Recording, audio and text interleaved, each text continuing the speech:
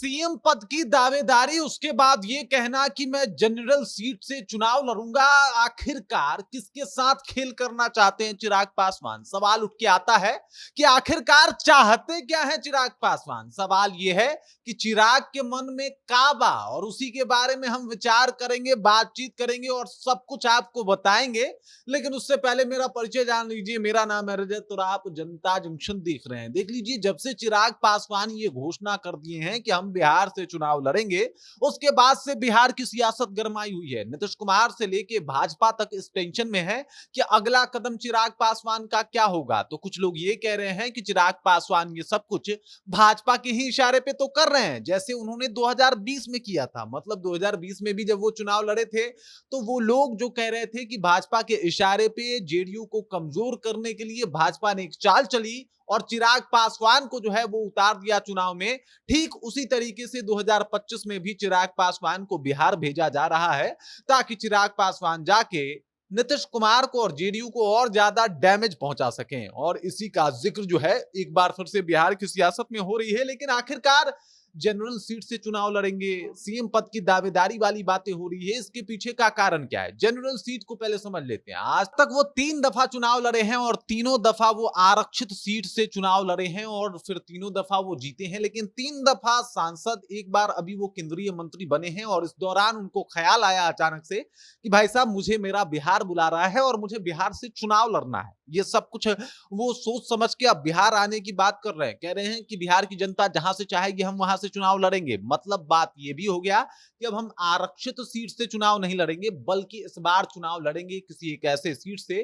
जो आरक्षित नहीं होगा। इस बात की जानकारी जो है वो अरुण भारती, जो उनके जीजा हैं, उन्होंने भी दे दी है। दरअसल ये सब कुछ करने के पीछे का कारण है कि उनका जो वोट प्रतिशतता है, पासवान लोगों का जो वोट प्रतिशतता है, लगभग 5-5.5% है। और सिर्फ 5.5% वोट से चिराग पासवान मुख्यमंत्री नहीं हो सकते। अगर 2030 में भी उनको मुख्यमंत्री बनना है, जहां पे लोग बात कर रहे हैं कि भाई ये आखिरी टर्म है नीतीश का और नीतीश कुमार इसके बाद कभी आपको बिहार की सत्ता में दिखाई नहीं देंगे, और इस तरीके की बातें सामने आ रही है कि अगर नीतीश कुमार मुख्यमंत्री बने तो भी ये 2025 आखिरी साल होगा उनके चुनावी करियर का। इसके बाद वो जितना दिन तक मुख्यमंत्री रहे, 2030 में कोई और नया चेहरा तलाशा जाएगा। तो उस 2030 के तहत भी अगर देखा जाए कि चिराग पासवान चाहते हैं कि बिहार में खुद को स्थापित किया जाए, उसके लिए भी उनको ये बात बताना पड़ेगा कि भाई साहब, वो सिर्फ 5% आबादी या 5% वोट बैंक की राजनीति नहीं करते, सिर्फ पिछड़ा की राजनीति नहीं करते, बल्कि वो राजनीति करते हैं पूरे बिहार की। और इसी वजह से उन्होंने चुना है कि इस बार जब वो विधानसभा का चुनाव लड़ेंगे तो जनरल सीट से चुनाव लड़ेंगे, ताकि ये साबित कर सके कि भाई साहब, अब जो उनका वोट बैंक है सिर्फ एक कास्ट में ही नहीं है, बल्कि पूरे बिहार में है और सब लोग उनको सपोर्ट करते हैं। सब लोग चाहते हैं कि भाई साहब वो चुनाव जीतें, सब लोग चाहते हैं कि भाई साहब वो मुख्यमंत्री बने। इसी को साबित करने के लिए वो जनरल सीट का चुनाव कर रहे हैं, क्योंकि उनके ऊपर आरोप भी लगते आया है कि जब भी वो चुनाव लड़े हैं तब उतनी दफा वो जो है वो आरक्षित सीटों से ही चुनाव लड़े हैं। मतलब ऐसा नहीं हुआ है कि जहां से आरक्षित सीट ना हो वहां से चुनाव लड़े हों और दमखम दिखाया हो। आपको ज्ञात होगा कि 2020 में भी कुछ ज्यादा बेहतर तो उनकी पार्टी नहीं कर पाई थी। और ये सब कुछ बताता है कि भाई 5% वोट लेके आप मुख्यमंत्री नहीं बन सकते बिहार का। तो उसके लिए आपको अलग अलग तरीके से अपने आप को प्रूफ और साबित करना होगा। प्रेशर पॉलिटिक्स खेल रहे हैं तो अच्छी बात है, लेकिन अगर 2030 को भी आप फिक्स करने की कोशिश कर रहे हैं तो उसमें भी आपको ये साबित करना होगा कि भाई साहब, 2030 तक आप इतने योग्य तो हैं कि आप मुख्यमंत्री की दावेदारी पेश कर सके। और इसी को लेके चिराग पासवान एक प्रखर राजनेता हैं, उनको पता है कि कब राजनीति गुगली डालनी है। वो बहुत बारीकी से इस सब काम को करते हैं। लेकिन सवाल ये है कि नीतीश कुमार अभी अगर मुख्यमंत्री बन भी जाते हैं तो 2030 में ऑप्शंस तलाशना काफी इंपॉर्टेंट है। और उसके लिए उनको बिहार आना पड़ रहा है, उसके लिए उनको चुनावी रणनीति बनानी पड़ रही है, उसके लिए उनको ये साबित करना पड़ रहा है कि भाई साहब, इस बार कोई भी पद दे दीजिए, बिहार में चलेगा अगर हम चुनाव जीतते हैं तो, नहीं तो हम तो केंद्रीय मंत्री रहेंगे ही। क्योंकि संविधान में ये प्रावधान है कि अगर आप कहीं के सांसद हैं और केंद्रीय मंत्री हैं तो आप आराम से वहां पे वो केंद्रीय मंत्री रहते हुए, सांसद रहते हुए, ये सब पदभार संभालते हुए भी आप विधानसभा का चुनाव लड़ सकते हैं। तो ऐसा चिराग पासवान कर सकते हैं और आके चुनाव भी लड़ सकते हैं।